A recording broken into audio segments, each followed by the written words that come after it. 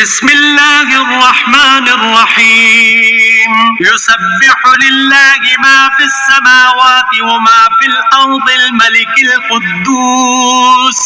الملك القدوس العزيز الحكيم هو الذي بعث في الأميين رسولا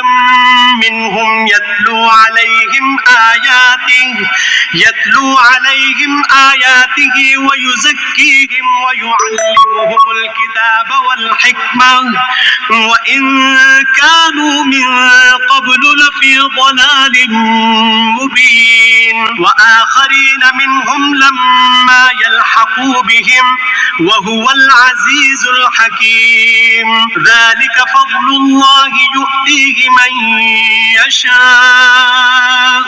والله ذو الفضل العظيم مثل الذين حملوا التوراة ثم لم يحملوها كمثل الحمار يحمل أسفارا بئس مثل القوم الذين كذبوا بآيات الله والله لا يهدي القوم الظالمين قل يا أيها الذين هادوا إن زعمتم أنكم أولياء لله من دون الناس فتمنوا الموت إن كنتم صادقين ولا يتمنونه أبدا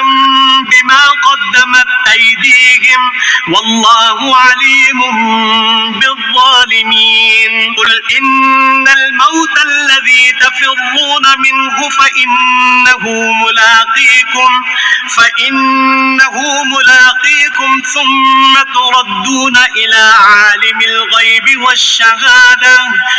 ثم تردون إلى عالم الغيب والشهادة فينبئكم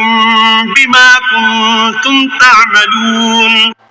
يا أيها الذين آمنوا إذا نودي للصلاة من يوم الجمعة فاسعوا إلى ذكر الله وذروا البيع ذلكم خير لكم إن كنتم تعلمون فإذا قضيت الصلاة فانتشروا في الأرض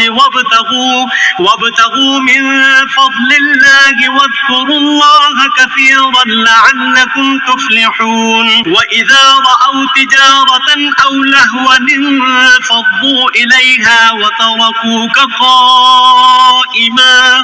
قل ما عند الله خير من اللهو ومن التجارة والله خير الرازقين